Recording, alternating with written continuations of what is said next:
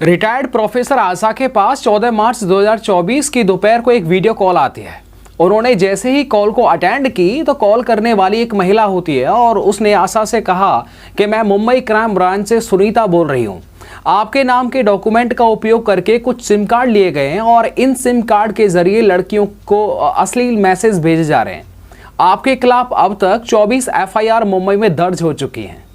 इतना सुनते ही 72 साल की आशा घबराते हुए बोली, लेकिन मैंने तो किसी को अपने डॉक्यूमेंट दिए ही नहीं है, फिर सिम कार्ड कैसा कोई यूज कर सकता है। आपको जो भी कुछ कहना है मुंबई आकर के कहिए मैडम। आपके खिलाफ जो कंप्लेंट है उसमें हमें आपको गिरफ्तार करना पड़ेगा। कॉल करने वाली महिला ने आशा को धमकाते हुए कहा, लेकिन मैं मुंबई नहीं आ सकती, घर में अकेली रहती हूँ, उम्र और बीमारी की वजह से चलना फिरना मेरा कम हो गया है। आशा ने अपनी ये परेशानी बताई। आप मुंबई नहीं आ सकती हैं तो आपको वीडियो कॉलिंग पर अपने बयान दर्ज करवाने होंगे।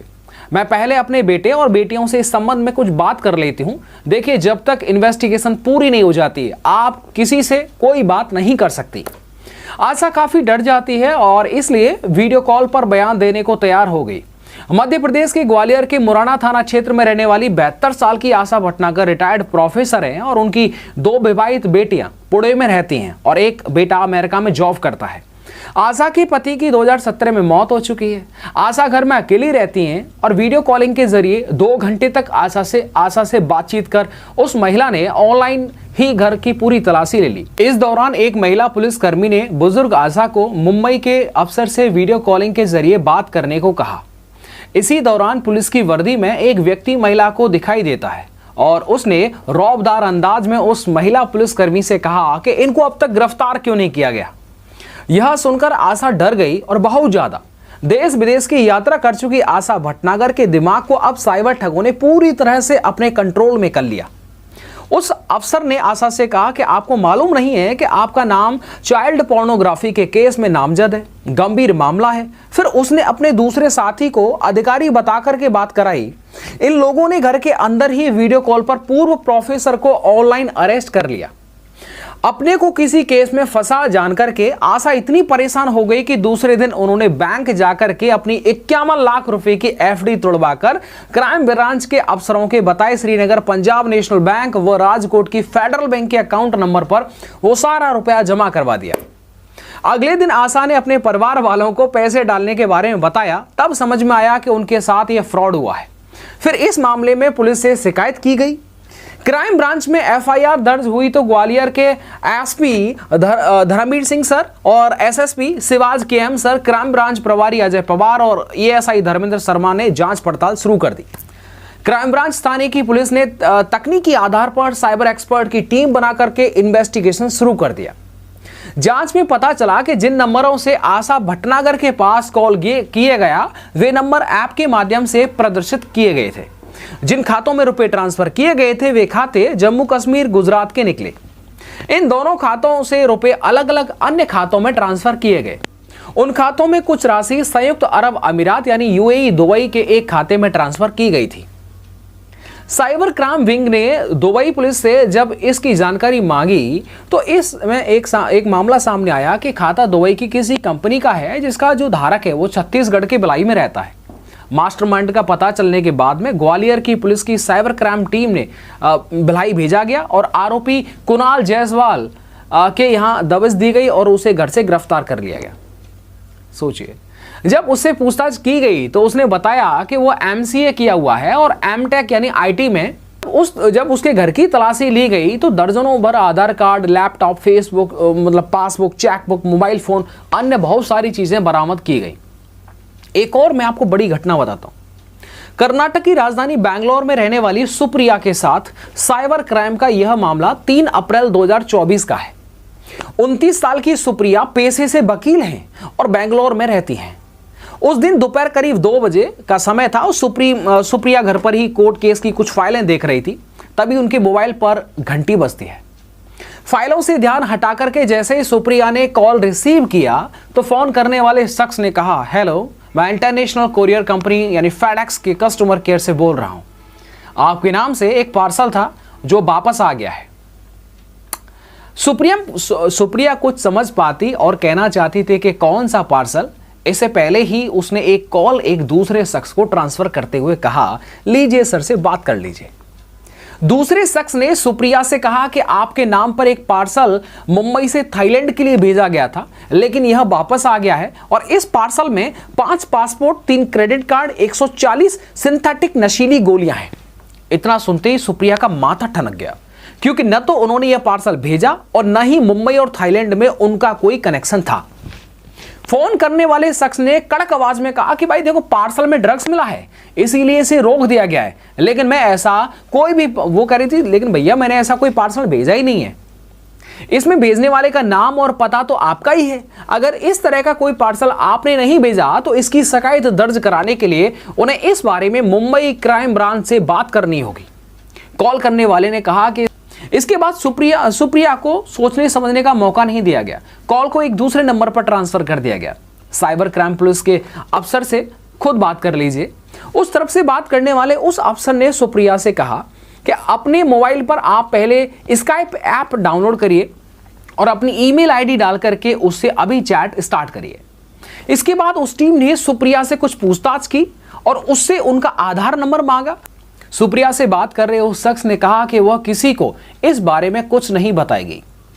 सेंसिटिव केस का हवाला देते हुए उसे हर वक्त कैमरा ऑन कर ऑनलाइन रहने को कहा, ताकि वो जान सके कि मैंने किसी से फोन पर बात तो नहीं की है। इस तरह से डर के साए में पूरा दिन बीत गया। अपने माँ बाप से दूर रहने वाली सुप्रिया उस दिन बिना खाए पिए जब सोने के लिए जाने लगी, तब भी उसकी कैमरा ऑन रखने के लिए उसे कहा गया।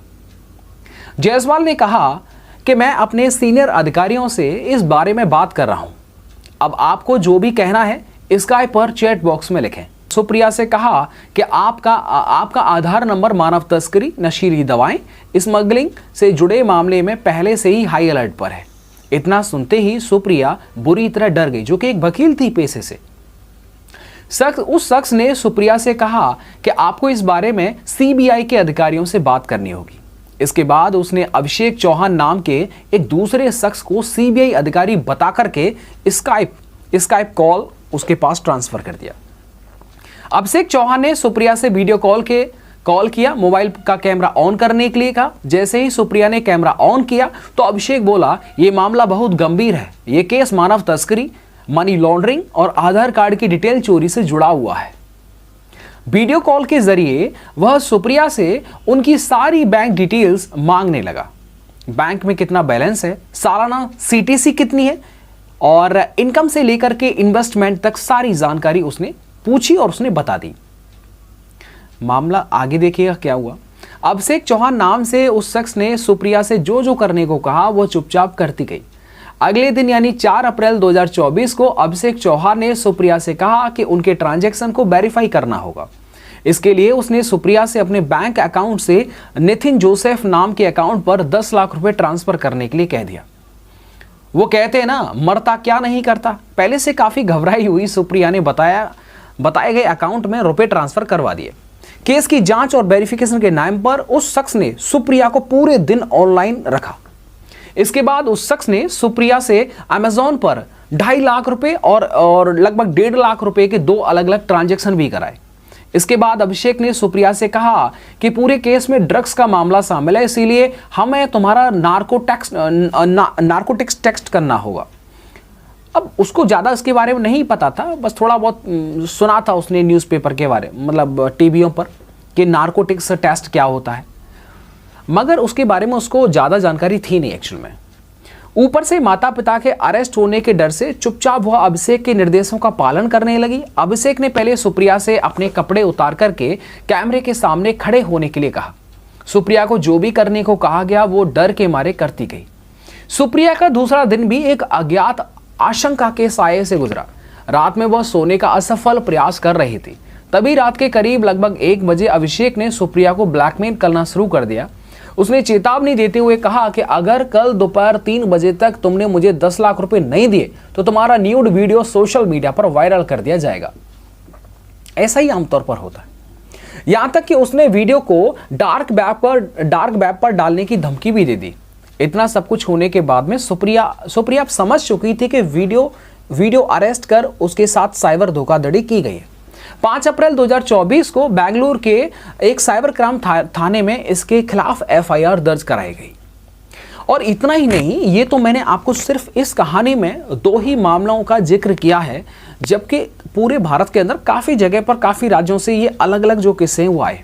ज़्यादातर ये जो ब्लैकमेलर होते हैं, ये जो डिजिटल अरेस्ट करते हैं, ये सब जो होते हैं ना, बड़े पैसे वाले होते हैं। बड़े बड़े पैसे वाले लोगों को जो है वो इस तरह से फंसाते हैं। उनको धमकाएंगे कोरियर के नाम पर कि आपने कोरियर भेजा था, इसमें ड्रग्स वगैरह ये सारी चीज़ें मिली हैं। ये सब जो है उनको जो है डराना होता है, या फिर उनको जो है वो उनका कोई वीडियो वायरल करने का धमकी दिया जाता है और उनसे पैसे मांग लिए जाते हैं। इस तरह की अगर कोई भी सूचना आती है तो आपको पता है कि सबसे पहले आपको 112 नंबर पर, यानी कि आपको पुलिस को कॉल करना चाहिए, हाथों हाथ को कॉल करना चाहिए। ये इस तरह का कोई भी डिजिटल अरेस्ट जो होता है ना, पुलिस की डिक्शनरी में है ही नहीं। ऐसा कोई भी अरेस्ट नहीं है जो डिजिटल अरेस्ट के नाम से जाना जाता हो। ये सब जो ठग होते हैं वो इस तरह का, जो इन्होंने बड़े, ये पढ़े लिखे भी बहुत तेज होते हैं, इंग्लिश भी एकदम इंग्लिश भी सब लोग फर्राटेदार बोलते हैं, ताकि सामने वाला बिल्कुल ये समझ ही ना पाए कि अफसर नहीं, ये फर्जी आदमी है। इसलिए इनसे हमें सतर्क रहना चाहिए। आपके पास में भी क्या कभी इस तरह का डिजिटल अरेस्ट से संबंधित क्या ऐसा कोई कॉल आया था? और मैं जानता हूं कि आप जो मुझे देख रहे हैं, सुन रहे हैं, आपका रियली बहुत बहुत धन्यवाद। आपकी कमेंट को मैं रीड करता हूं। अगर आप कमेंट अभी कर देंगे तो मेरा जवाब आपको ज़रूर मिल जाएगा। इसलिए अपना आप ध्यान रखें और इन सब चीज़ों से सावधान रहें, सतर्क रखें। अगर कोई भी प्रॉब्लम आती है तो आप ज़रूर पुलिस की मदद लीजिए, आप अकेले नहीं हैं। अब सोचिएगा, जहाँ पर भी आपको ऑनलाइन अगर ऐसा कुछ संदेह होने लग जाए कि पैसे की बात आ गई या फिर आपको धमकी की बात आ गई, समझ लो सीधे एकदम फ्रॉड, और आपको कुछ समझ में नहीं आ रहा ना, तो सीधे पुलिस का नंबर 112, आप जाइए नज़दीकी पुलिस स्टेशन में जाकर के इस बात को रखिए, आपकी हेल्प होगी। लेकिन अगर आप इस तरह से मतलब अपने आप को किसी के साथ अपनी पूरी डिटेल्स को शेयर नहीं करेंगे तो फिर दिक्कत हो जाएगा। चाहे वो कैसी भी डिटेल हो, शेयर ज़रूर करिएगा। ध्यान रखिए अपना और इन सब चीज़ों से सावधान रहिएगा। वीडियो को लाइक, और अगर आप नए हैं तो चैनल को सब्सक्राइब कर लीजिएगा, क्योंकि ये एक वीडियो जो है वो एक जानकारी बेस्ड है, मतलब जान सकते हैं कि आपको सावधान करने के लिए। तो इस वीडियो को ज़्यादा से ज़्यादा शेयर करना ये आपकी और हमारी सबकी जिम्मेदारी है। धन्यवाद।